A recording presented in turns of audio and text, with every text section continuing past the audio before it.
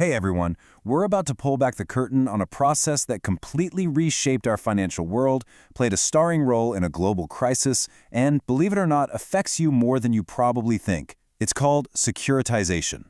So, let's start with a question that, well, really hits close to home. If you have a mortgage, a car loan, or even just a credit card, you think you know who you owe money to, right? But what if I told you the answer isn't that simple? Who really owns your debt? The answer? Well, it might just surprise you, and it unlocks one of the biggest stories in modern finance. And you know, for a lot of people, this whole story kicks off with a really confusing letter or a phone call. It's a puzzle that so many people have faced. A debt collector you've never ever heard of is suddenly demanding money for a loan you took out with someone else entirely. Okay, here's a classic real-world example. Let's say you open a credit card with a big, well-known bank like MBNA. You've had it for years. Then one day, completely out of the blue, some company you don't recognize at all, via card services, starts sending you bills claiming you owe them the money. Now, your first thought might be, is this a scam? But no, it's not. It's actually the very visible end result of a massive, behind-the-scenes financial process. And that process is called securitization. It's the financial engine that allows your debt to be packaged up, bought, and sold, often multiple times over, without you ever really knowing it's happening. So let's break down what this thing actually is. At its core, you can think of securitization as a kind of financial alchemy. Seriously, it takes things that are really hard to sell. I mean, who would buy one single home loan? And it bundles thousands of them together into a neat package that can be easily bought and sold on the open market, just like a stock or a bond. And this quote right here, it just nails it. A special company gets created to act like a tiny, super-focused bank. Its only job, its only purpose, is to hold on to a specific pool of assets, like thousands of car loans. This laser focus is actually what makes the whole system work.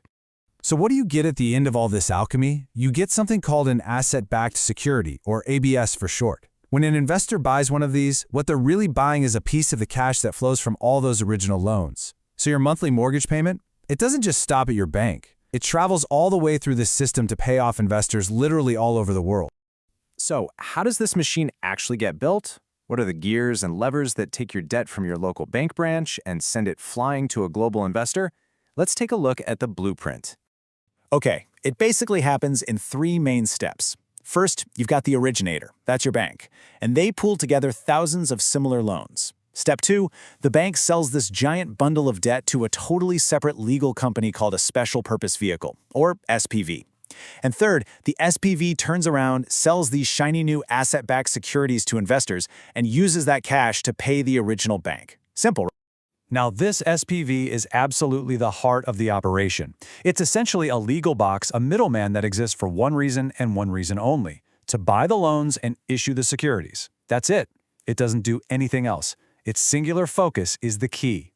And this separation creates an incredibly important feature. The SPV is what they call bankruptcy remote.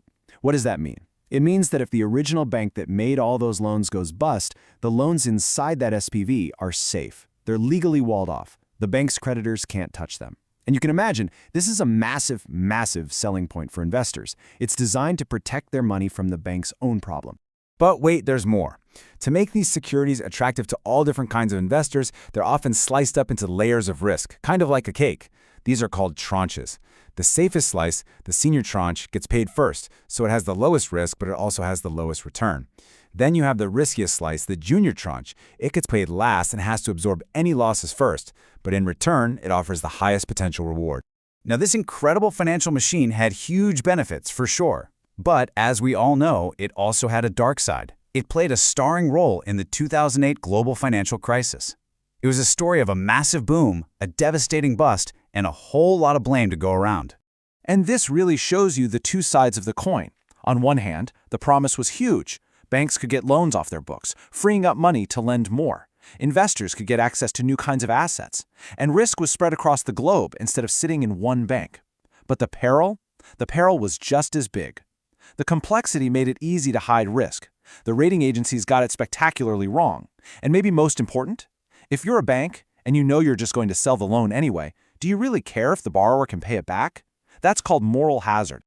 Right. So the crucial point here is that the technology of securitization didn't fail on its own. It was how it was used. The system got flooded with millions of toxic subprime mortgages. These junk loans were then stamped with safe AAA ratings, all based on this insane assumption that U.S. house prices could never, ever fall. And when you add in extreme leverage, that's just borrowing tons of money to make bigger bets, it poured gasoline on the fire. When the mortgages started to fail, the whole house of cards came crashing down.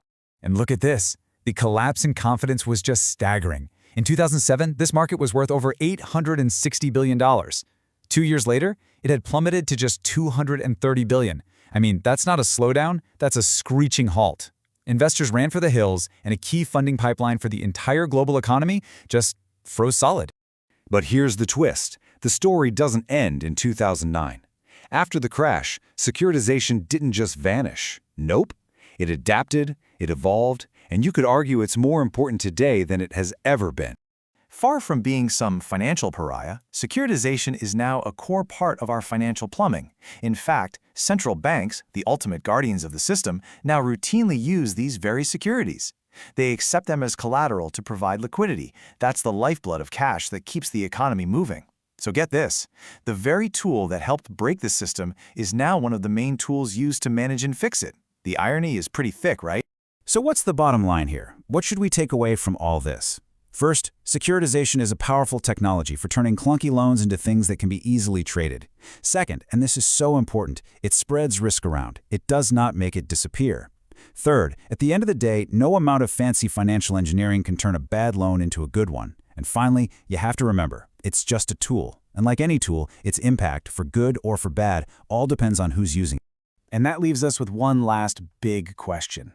Given that this technology is now more deeply woven into our financial system than ever before, have we really, truly learned the lessons of 2008? Have we figured out how to use this incredibly powerful tool wisely? That's something to think about. Thanks for joining me on this one.